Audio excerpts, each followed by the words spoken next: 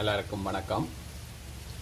நாங்கள் இப்போ பார்க்க போகிற விடயம் தரம் 11 சமன்பாடுகள் என்ற பாடத்தின் ஒரு பகுதியான இருபடி சமன்பாடுகளின் தீர்வுகள் பற்றி பார்க்க போகிறோம்.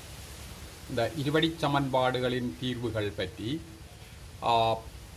10ஆம் ஆண்டிலேயும் ஒரு அறிமுகம் இருக்குது. இப்போ 11ஆம் ஆண்டிலேயும் ஒரு அறிமுகம் ஒன்று இருக்குது. இப்போ அதன்படி பார்க்க ரெண்டு தெரியா கணியங்கள பெருக்கம் பூஜ்ஜியம்ண்டா ஏதோ ஒரு இலக்கம் பூஜ்ஜியமா இருக்கும். உதாரணத்துக்கு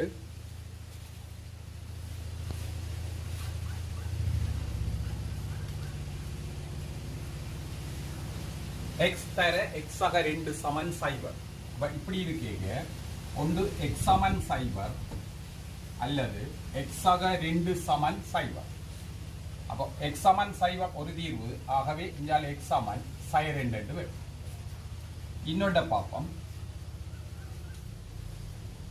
எக்ஸ் 1 எக்ஸ் ஆக 3 சமன் 0. அப்போ எக்ஸ் 1 சமன் 0 அல்லது எக்ஸ் ஆக 3 சமன் 0.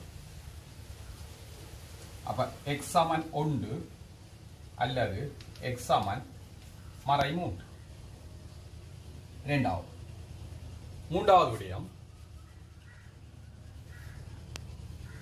எக்ஸ் வர்க்கம் சக 2x சமன் 0 இப்படி கிடக்கு.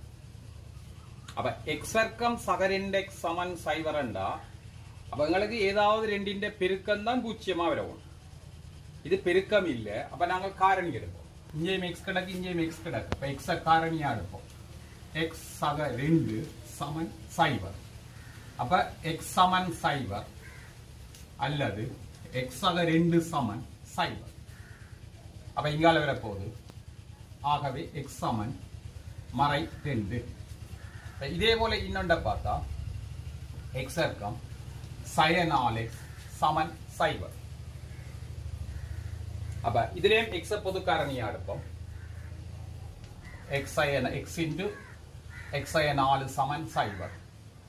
அப்ப x சமன் 0 அல்லது x 4 சமன் 0. அப்ப x சமன் 4. ஓகே, குறிச்சுக்கொள்ளுங்க.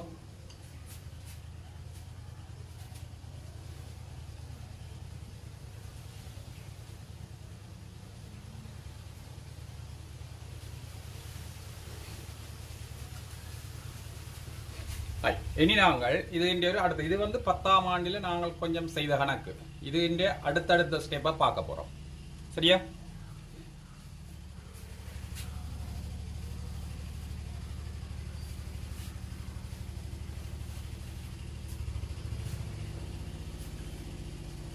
எக்ஸ் வர்க்கம் sin 36 சமன் 0.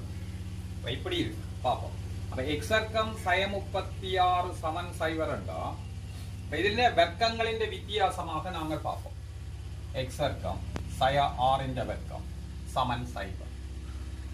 எக்ஸ் sin 6 எக்ஸ் சக 6 சமன் 0. அப்ப எக்ஸ் sin 6 சமன் 0 அல்லது எக்ஸ் சக 6 சமன் 0. ஒரு காசு ஒரு காசு. ஆகவே எக்ஸ் சமன் 6 இஞ்சாலே எக்ஸ் சமன் sin 6. இதுல இன்னொண்ட பார்ப்போம்.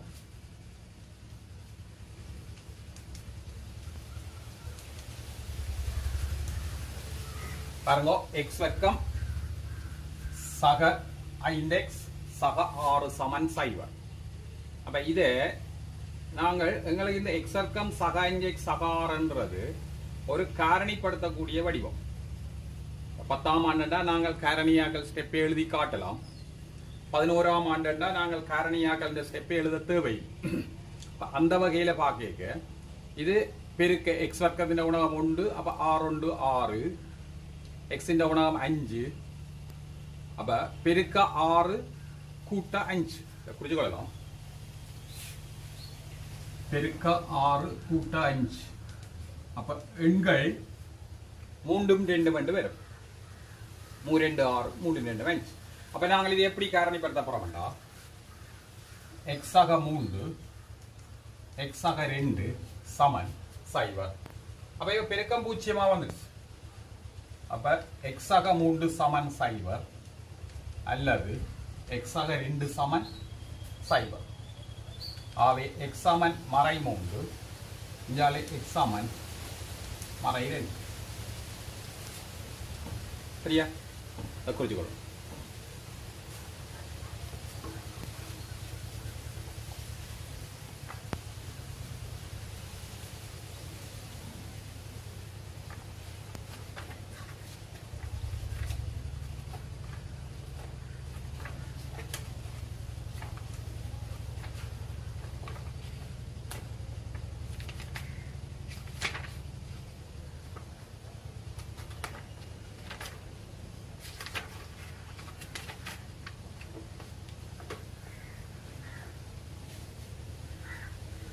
அடுத்த இப்படி ஒரு கணக்கு பார்ப்போம்.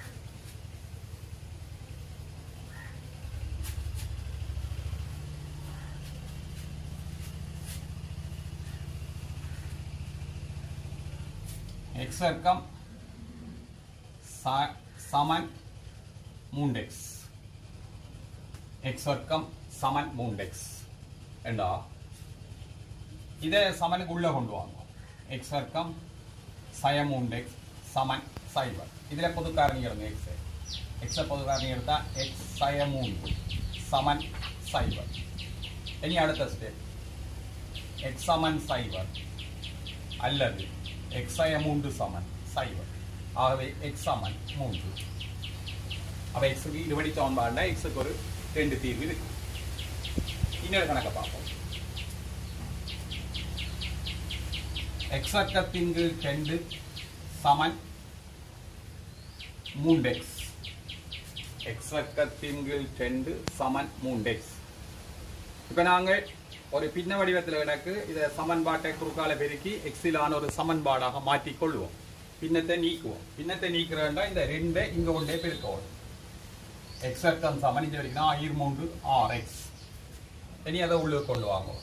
எக்ஸ் வர்க்கம் சய 6x சமன் 0. காரணி எடுங்க. எக்ஸ் சய 6 சமன் 0. எக்ஸ் சமன் 0 அல்லது எக்ஸ் சய 6 சமன் 0. ஆகவே எக்ஸ் சமன் 6. இப்போ இந்த கணக்கை செய்து கொண்டு இனி புக்கில் வார கணக்குகளை நீங்கள் செய்யலாம். புக்கில் உங்களுக்கு 74ஆம் பக்கத்தில் பயிற்சி 13.2 உள்ள கணக்குகளை கொஞ்சம் கொஞ்சமாக நீங்கள் செய்யலாம். இப்போ அவ்வளோத்துக்கு நாங்கள் விளங்கி கொண்டா அந்த பயிற்சிகளை செய்து கொள்ளலாம். இதுகள் இவ்வளோ அந்த கணக்குகள் எக்ஸாமுக்கு பகுதி ஒன்றில் வார கேள்வி 2 புள்ளிக்குரிய கேள்விகளை தான் இப்போ பார்த்து கொண்டிருக்கோம். இருபடி சமன்பாடுகளில் தீர்வுகள் நேரடியாக காரணியாக்கி தீர்க்கிறது எல்லாமே 2 தீர்வுக்குரிய கணக்குகள். இந்த வர்க்க நிறைவாக்கல் என்ற முறைக்கு ஒரு பொது வடிவம் கிடக்கு. பொது வடிவத்துக்கு நாங்கள் இப்ப விளக்க முன்னா ஒரு கணக்க வர்க்க நிறைவாக்கல் மூலம் செய்வோம். அப்ப இப்ப எக்ஸ் வர்க்கம் சக 6x சக 8 சமன் 0.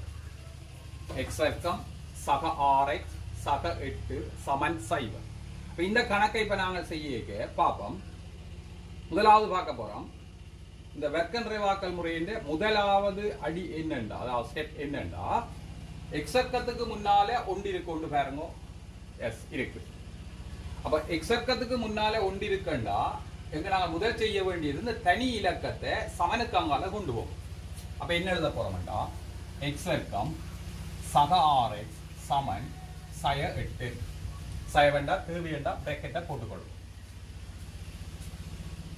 அடுத்த ஸ்டெப் என்னண்டா, இதைத்தான் நிறைவேற்ற கோவையா எழுத போறோம். இது அப்ப எக்ஸ் வர்க்கம் சக 6x 10ஆம் ஆண்டுல படிச்சிருக்கோம் நாங்க. நிறைவேற்ற கோவையா எழுத வேணுமெண்டா இது ஒன்றாயிருக்கேக்க இந்த எக்ஸின் குணகத்தின் அரைவாசியின் வர்க்கத்தை கூட்டணும்.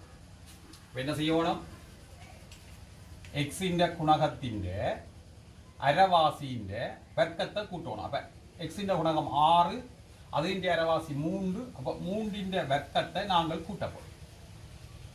3 வர்க்கத்தை கூட்டுறோம்டா அப்ப ஒரு சமன்பாட்டுக்கு ஒரு பக்கத்துல 3 வர்க்கம் கூட்டல, இஞ்சால 3 வர்க்கம் கூட்டினா அங்காலையும் கூட்டவும். அப்ப சய 8 சக 3 வர்க்கம் 2 பக்கமும் கூட்டியாச்சு. இப்ப நாங்க பேலன்ஸ் வந்துருக்கு சமன்பாடு சரி. அப்ப ஆகவே இதை நாங்கள் இப்ப நிறைவேற்றக்கூடிய எழுதுவதுண்டா எக்ஸ் சக 3 முழுவதின் வர்க்கம் சமன் சய 8 இது 3 வர்க்கம் 9. அப்ப என்ன வர போகுது இதுல 1. அடுத்த ஸ்டெப் பார்க்க போறோம். அப்ப எக்ஸ் சக 3 சமன் இது வர்க்கத்தில் அடக்கு எக்ஸ் சக 3 முழுவதின் வர்க்கம் சமன் தான் உண்டு. அப்ப எக்ஸ் சக 3 சக அல்லது சய வர்க்க மூலம் உண்டு. ஏனென்றா எங்களுக்கு ஒன்றின் வர்க்கமும் ஒன்றுதான் சய ஒன்றின் வர்க்கமும் ஒன்றுதான். அப்ப ஆகவே இதுக்கு நாங்கள் எழுதியிருக்க இந்த சக அல்லது சய கட்டாயம் போட்டே ஆகும். அப்ப சக அல்லது சய வர்க்கமூலம் ஒன்றின் பெருமானம் என்னென்றா ஒன்றின் வர்க்கம் ஒன்றுதான். அப்ப இதுக்கு பெருமானம் ஒன்றுதான். அப்ப எக்ஸ் சக 3 சமன் சக அல்லது சய ஒன்று.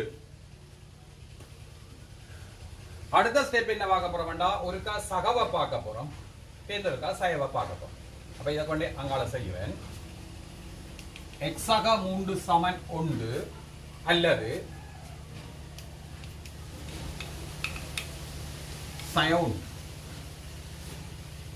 அப்ப இங்கால பார்க்க போறேன் எக்ஸ் சமன் 1 சக 3 அங்க போய்க்க சய 3. அப்ப எவ்வளவு வருது சய 2.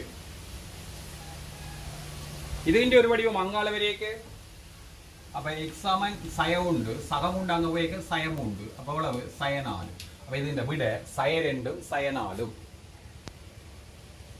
இதுதான் பகுதி 2ல இந்த கணக்கு வரையேக்கு செய்கிற ஒரு முறை. ஆனால் இந்த கணக்கை காரணிப்படுத்தி பகுதி 1 மூலமும் செய்யலாம்.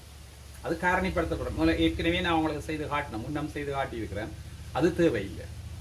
அது பகுதி 1க்கு வந்தா அப்படி செய்யலாம். வர்க்க நிறைவாக்கல் முறை மூலம் தீர்த்தல் என்றா எங்களுக்கு அப்படியே கேள்வியை கேட்டா அல்லது வேறு முறையினால் என்று கேட்டா அது இப்படித்தான் செய்யவும். சரிதானே? ஓகே. இப்ப இன்னொரு கணக்கை பார்ப்பேன் நான்.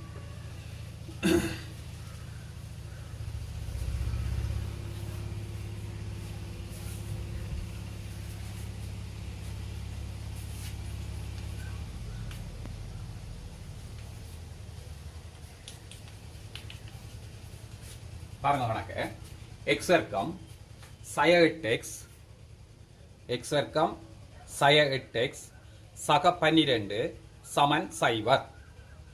எக்ஸ் வர்க்கம் சய 8x சக 12 சமன் 0. முதல் செய்ய வேண்டியது என்னன்னா இதான் கணக்கு.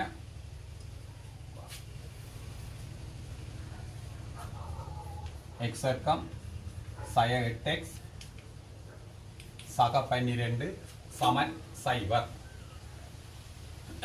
அப்ப முதல் செய்ய வேண்டியது இதுல எக்ஸ் வர்க்கத்துக்கு முன்னால ஒன்று இருக்கு. அப்ப முதல் இலக்கத்தை அங்கால கொண்டு போவோம். எக்ஸ் வர்க்கம் சய 8x சமன் சய 12. சரி, அடுத்த ஸ்டெப் எக்ஸ் வர்க்கம் சய 8x சய 8க்கு எக்ஸிന്റെ குணகம் சய 8 சய 8ന്റെ അരവാസി சய 4. அப்ப சய 4ന്റെ வர்க்கத்தை ரெண்டு பக்கமும் கூட்ட வேண்டும். இதுக்கு இதான் முறை. அப்ப சய 4ന്റെ வர்க்கத்தை ரெண்டு பக்கமும் கூட்டியாச்சு. அப்ப இதுல நாங்கள் இதை நிறைவேற்ற கோவையா எழுத வேணும். எக்ஸ் சய 4 முழுவதின் வர்க்கம் சமன் இங்க போடுறேன் சய 12. இது 4ന്റെ வர்க்கம் 16 போடுறோம். அடுத்த ஸ்டெப்ல பார்க்க போறோம். எக்ஸ் சய 4 முழுவதின் வர்க்கம் வந்து 16 சய 12 4. அப்ப எக்ஸ் சய 4 சக அல்லது சய வர்க்கமூலம் 4. அப்ப வர்க்கமூலம் 4க்கான பெருமானம் என்னண்டா 10. அப்ப எக்ஸ் சய 4 வந்து சக அல்லது சய 2. அப்ப ஒருக்கா சகவை எடுப்போம், பின்னங்களை ஒருக்கா சயவை எடுப்போம். எக்ஸ் சய 4 சமன் 2 அல்லது எக்ஸ் சய 4 சமன் சய 2. ஆகவே எக்ஸ் சமன் 2 சய 4 அங்க போய்க்க சக 4. ஆகவே எக்ஸ் சமன் 6 ஒரு விட. இதால எக்ஸ் சமன் சய 2 அங்கால சக 4 2 இன்னொரு விட. அப்ப எக்ஸுக்கு 2 தீர்வு. இதுவும் காரணிப்படுத்தி செய்யக்கூடிய வடிவம் தான். ஆனா நாங்கள் இந்த வர்க்க நிறைவாக்கல் முறை மூலம் செய்கிறோம். அவ்வளவுதான்.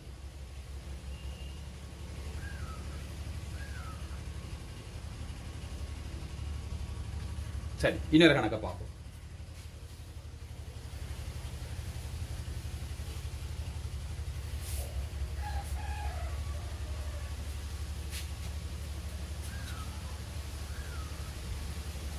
எக்ஸ் வர்க்கம் சய 4x சய 45 சமன் சைவர். எக்ஸ் வர்க்கம் சய 4x சய 45 சமன் சைவர். இப்போ முதல்ல என்ன செய்யணும்? 45 நாங்கள் அங்கால கொண்டு போக போகிறோம். எப்படி? எக்ஸ் வர்க்கம் சய 4x சமன் இங்கால போனால் 45 சய 45 சமனுக்கு அங்கால போயிக்க சக 45. அப்போ எக்ஸ் வர்க்கம் சய 4x சய 4 அரைவாசி சய 2 சய 2 வர்க்கத்தை கூட்டப்போம்.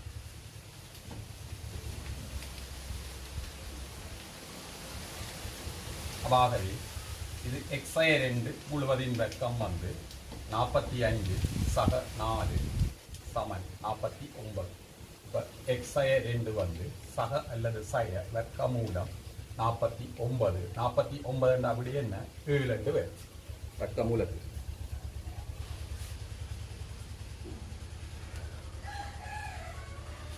இப்போ இதை கொண்டே x சய 2 சமன் ஒருக்கா சககளை எடுக்க போகிறோம், ஒருக்கா சயகளை எடுக்க போகிறோம்.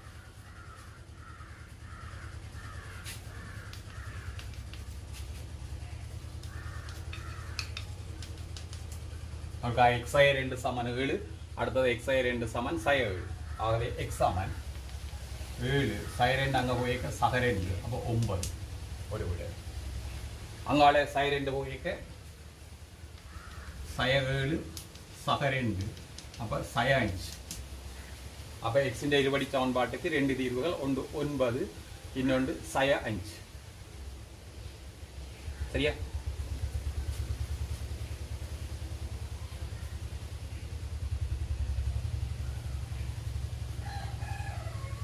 அடுத்த கணக்கு கொண்டு வா.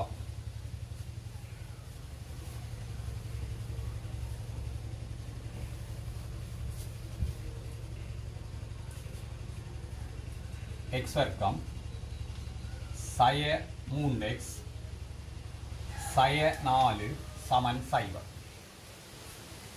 எக்ஸ் வர்க்கம் சய 3x சய 4 சமன் சைவர். இதுவும் காரணிப்படுத்தக்கூடிய வடிவம் தான். ஆனால் நாங்கள் எந்த முறையில் செய்ய போகிறோம்டா வர்க்க நிறைவாக்கல் முறை மூலம் தீர்க்க போகிறோம்.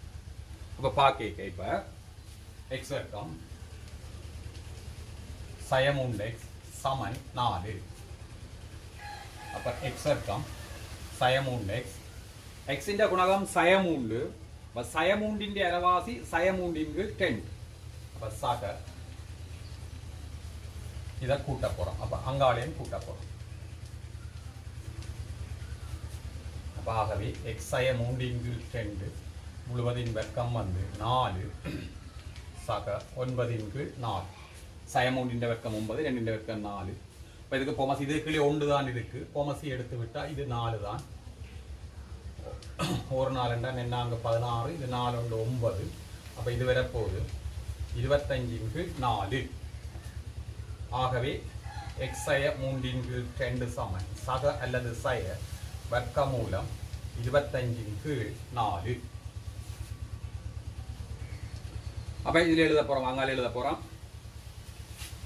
x சய 3 2 வந்து சக அல்லது சய 25 5 4 2 சக அல்லது சய 5 2. அப்போ இருக்கா சகவை எடுப்போம், பின் இருக்கா சயவை எடுப்போம். என்னென்று x சய 3 2 சமன் 5 2. ஆவே x சமன் 5 2 இதுஞ்சால போயிக்க சய சகவாமா. அப்போ பகுதியன் சமனாக இருக்கிறபடியாக 8 2 எக்ஸ் சமன் 4 ஒரு விட. அல்லது மற்றதை எடுப்போம். எக்ஸ் சய 3 2 சமன் சய 5 2. முதல் சகவை எடுத்துனாங்க, இப்போ சயவை எடுப்போம். ஆவே எக்ஸ் சமன் சய 5 2 அங்கே போயிக்க சக 3 2. அப்போ சுருக்கினா இது பகுதியன் சமனாத்தான் இருக்கு 2 தான். சய 5 சக 3 அப்போ சய 2. அப்போ எக்ஸ் சமன் சய 1.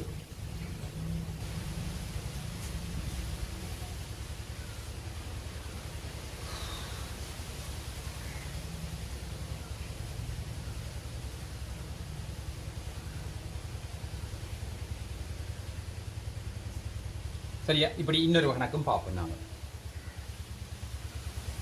அடுத்த கணக்கு